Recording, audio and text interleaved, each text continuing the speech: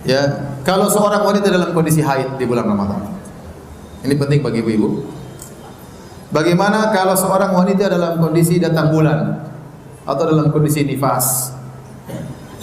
Apa yang biasa dilakukan tatkala di bulan Ramadan?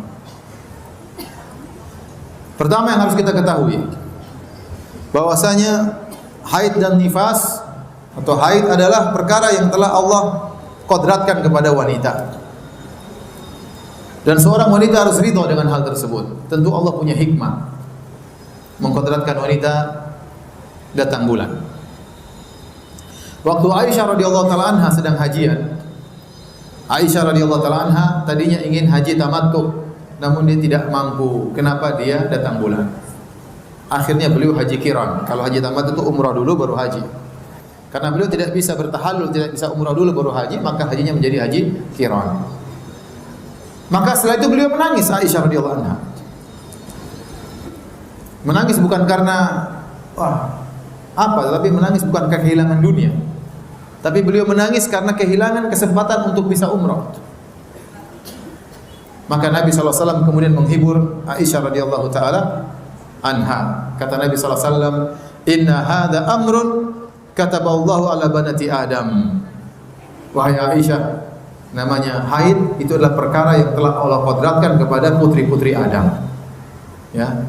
Jadi kalau kita haid, terkadang sebagian wanita haid tatkala 10 malam terakhir dia sedih banget. Saya bilang jangan sedih. Itu sudah ditakdirkan oleh Allah Subhanahu wa taala.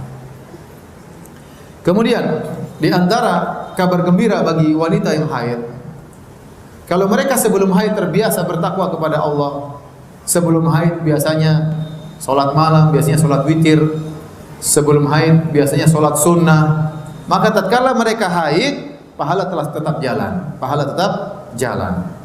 Kenapa? Karena mereka meninggalkan ibadah tersebut karena ada uzur. Dan barang siapa yang sudah terbiasa dengan suatu ibadah, kemudian dia tidak bisa melakukan karena ada uzur, tetap dicatat ibadah tersebut. Tetap dicatat ibadah tersebut. Ya. Oleh karenanya kata Nabi sallallahu alaihi wasallam, ya, kata Rasulullah sallallahu alaihi wasallam, "Idza maradal abdu aw safar, kutiba lahu ma kana ya'malu muqiman sahihan." Kalau seorang hamba sedang sakit atau sedang bersafar, maka akan dicatat baginya pahala ibadah yang biasa dilakukan tatkala dia sedang tidak sakit dan sedang tidak bersafar. Ini pendapat sebagian ulama. Ya, sebagian ulama mengatakan wanita haid, maka pahala-pahala yang biasa dia kerjakan tatkala tidak haid tetap mengalir kepada dia. Ini pendapat sebagian ulama. Sebagian ulama mengatakan lagi tidak, tapi ini ada khilaf memang, ada khilaf dalam masalah ini. Tetapi intinya seorang ridha dengan apa yang Allah takdirkan. Kemudian di sana ada ibadah-ibadah yang bisa dikerjakan meskipun dalam kondisi haid. Meskipun dalam kondisi haid.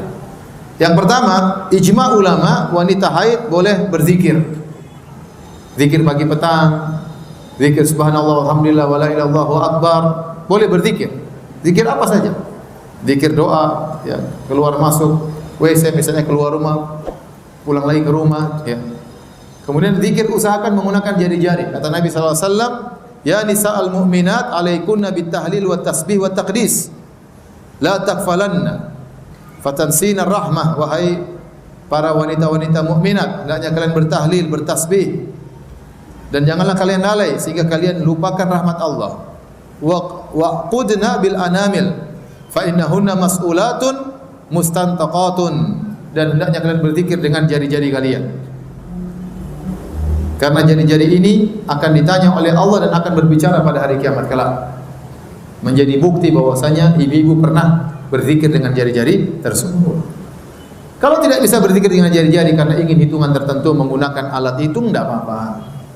Menggunakan tasbih juga tidak apa-apa. Terutama yang sudah tua-tua, ya. Tetapi yang lebih afdal menggunakan apa? Jari. Menggunakan jari. Dan zikir itu ibadah yang sangat mudah, ibu-ibu.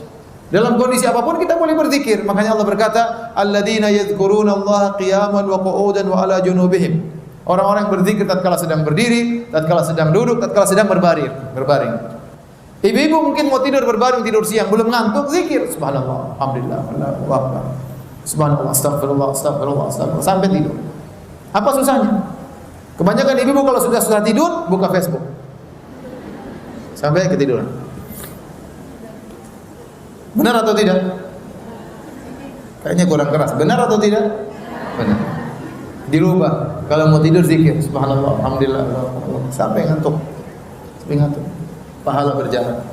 Jadi zikir adalah ibadah yang dibolehkan dengan ijma ulama meskipun dalam kondisi haid maupun nifas. Kemudian yang kedua, apakah wanita haid dan nifas boleh baca Quran? Maka ini ada khilaf di kalangan para ulama.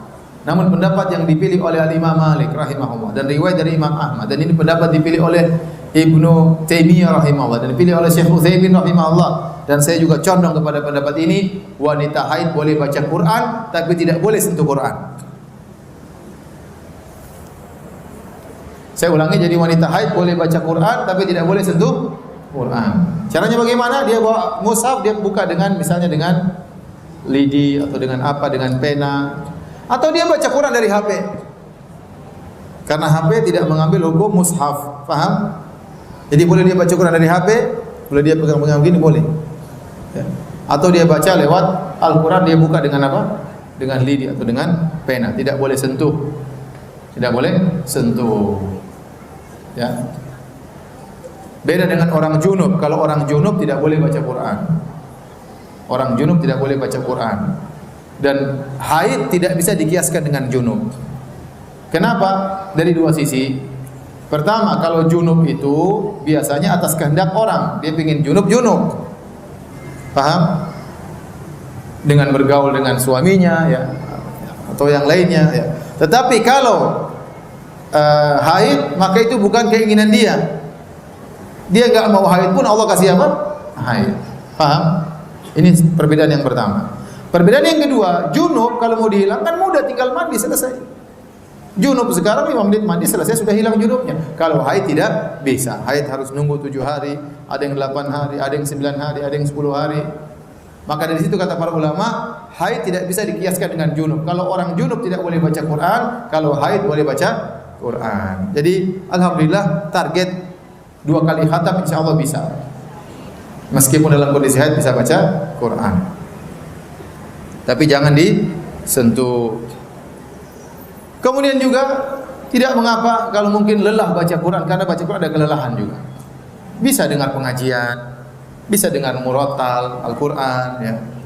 Bisa apa namanya? Nonton ceramah-ceramah ya.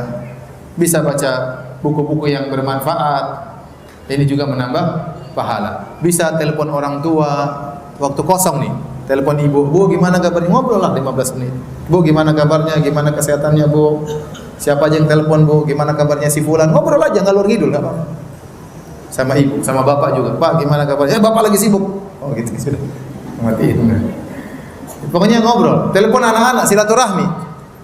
Karena ibu-ibu kalau suruh diam susah kayaknya. Ya udah, kalau nggak bisa diam, telepon sana telepon sini, nggak ada masalah. Itu pulsa habis pada tempatnya, nggak ada masalah. Apalagi sekarang pakai WhatsApp gratisan. Telepon anak, telepon kakak, telepon bibi, telepon tante, telepon bapak, telepon emak, telepon nenek, ya.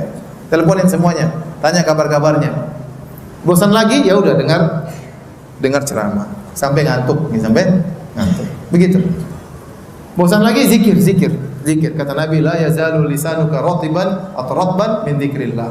Biasakan lisanmu untuk banyak basah karena berzikir kepada Allah Subhanahu wa taala. Zikir itu pahalanya besar, tapi banyak orang yang tidak melakukannya.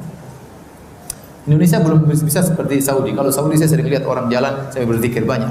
Supir mobil sambil berzikir banyak. Orang jalan di jalan sampai subhanallah, alhamdulillah sampai banyak. Indonesia belum hidup seperti itu.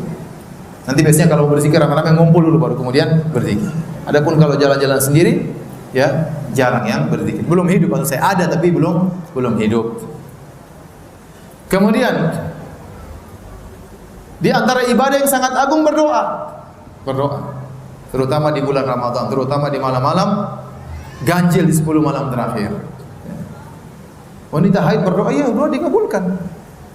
Dan berdoa di bulan Ramadan memiliki keistimewaan. Makanya ya, apalagi dalam kondisi berpuasa. Tidak berpuasa pun insya Allah dikabulkan doa, apalagi dalam kondisi berpuasa. Jadi wanita haid boleh berdoa. Ustaz, apakah wanita haid bisa meraih Lailatul Qadar? Jawabannya bisa. Lailatul Qadar yang terbaik dalam kondisi i'tikaf, dalam kondisi i'tikaf. Tapi seandainya tidak i'tikaf juga tidak mengapa. Ya, seandainya tidak i'tikaf juga tidak mengapa. Ya, tidak harus i'tikaf. Ya, maka dalam kondisi haid banyak berdoa. Makanya Aisyah radhiyallahu anha berkata kepada Rasulullah, "Ya Rasulullah, ara'ait law alimtu anna lailatul qadar, madza aqul?" Ya Rasulullah, bagaimana menurut Anda kalau saya tahu malam ini Lailatul Qadar, apa yang saya ucapkan? Kata Nabi, "Quli," katakanlah wahai Aisyah, "Allahumma innaka afuwun tuhibbul afwa fa'fu anni." Ya Allah, sungguhnya Engkau Maha Pengampun dan Engkau mencintai ampunan, maka ampunilah diriku. Maka perbanyak berdoa ya, meskipun dalam kondisi haid ya.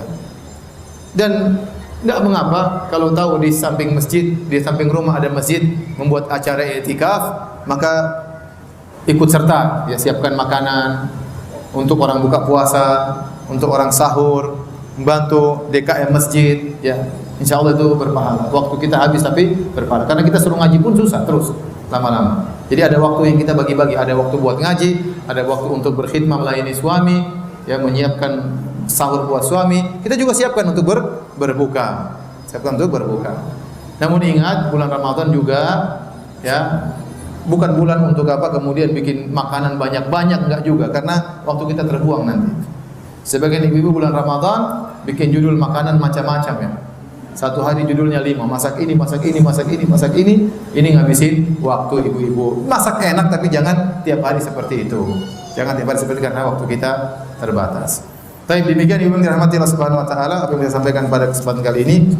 Semoga Allah memudahkan kita bertemu dengan bulan Ramadan. Semoga Allah beri taufik kepada kita untuk banyak beramal saleh di bulan Ramadan. Semoga kita diampuni dosa-dosanya oleh Allah Subhanahu wa taala, dimasukkan dalam surganya bersama suami dan juga anak-anak.